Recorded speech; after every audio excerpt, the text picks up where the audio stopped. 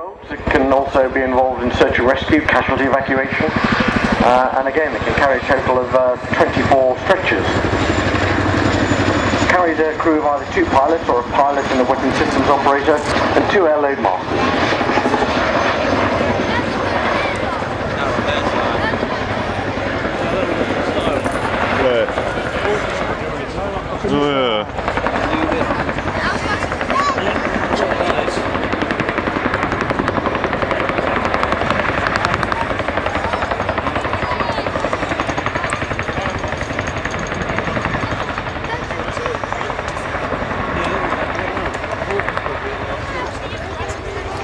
Slightly got to apologise because where I'm sitting there have been some big trailers and seats in front of me, so though I know he's got rid of the Land Rover, I don't know whether there's anybody on board who's actually going to drive it away, so I'll have to be a little bit and guess and by God, because at some stage it's going to have to be moved.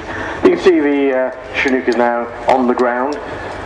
It's actually equipped for a variety of roles. It's got GPS, satellite GPS systems, instrument landing systems, got comprehensive avionics so it can fly either airways or operationally non-airways, extensive radio suite.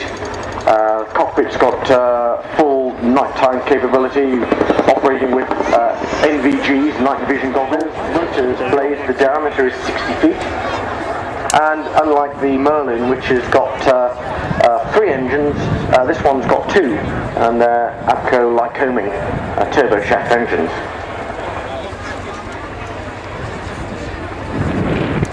So as I say, it can carry 2 M134 6-barrel miniguns and an M60 machine gun.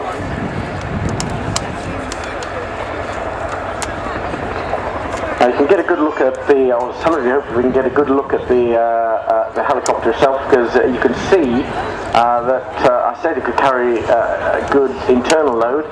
There's one Land Rover just coming out.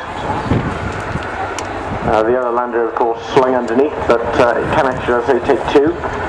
But there's little ramps that the load master's just folded away, and that door has now been nicely closed.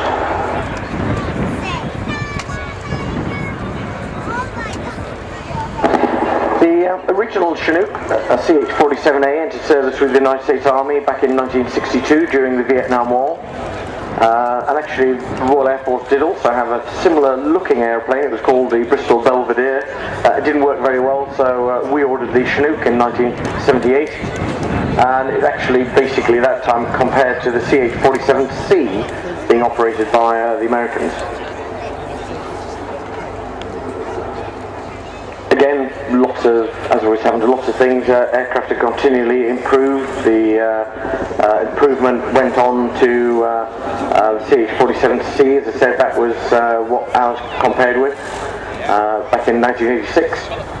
The Americans then took their next generation, which was the CH-47D, that came in 1982, and that included upgraded engines, fiberglass rotor blade, redesigned cockpit, reduced the pilot's workload, advanced flight control systems. So it all added up to enhancing the capabilities of an already very capable helicopter. So the Chinook wing forms the heavy lift element of Joint Helicopter Command.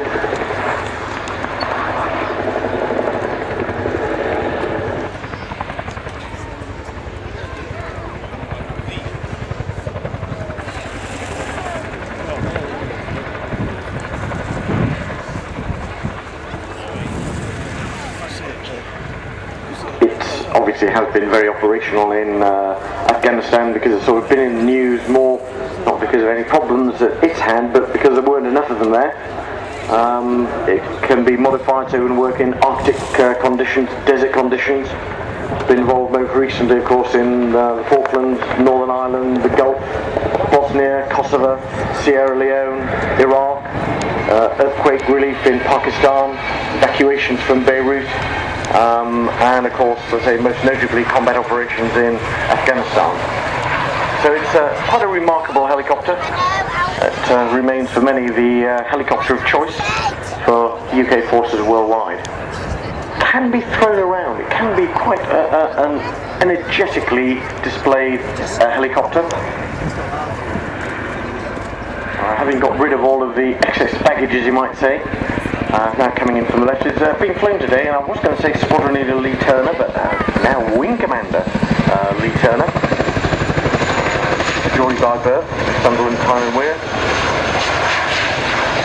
He's seen operations in the Balkans, Northern Ireland, Iraq, Afghanistan.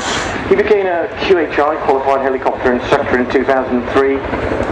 Actually got posted when he was promoted in 2006 to MOD, but he returned to 18 Squadron in 2008. He was OCB flight. He got over 3,000 hours of this fleet, and now, having said got rid of all of the excess baggage, of course a bit more excess baggage, as the Air Force described them as walking freight, so we got rid of the army elements that were inside the helicopter. So he's now clear.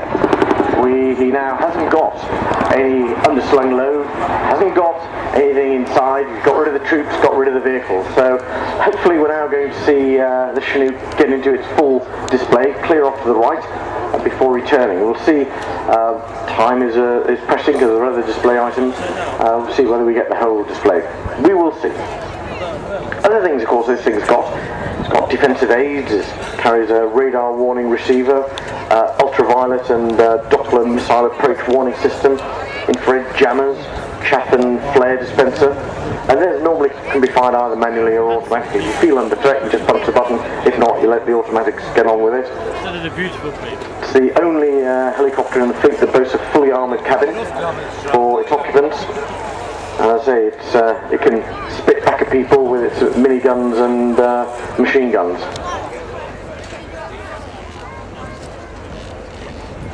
So coming in sort of fairly rapidly now from the right, and I think we're going to see what's called a Morgan turn.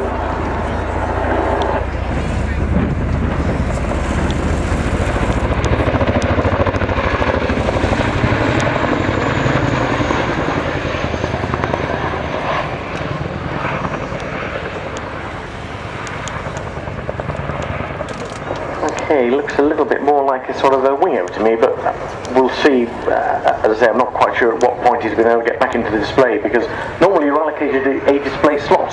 That means a certain amount of time, and there are other aircraft that will be airborne waiting in the hold, and you can run the risk of running them out of fuel if you're not too careful.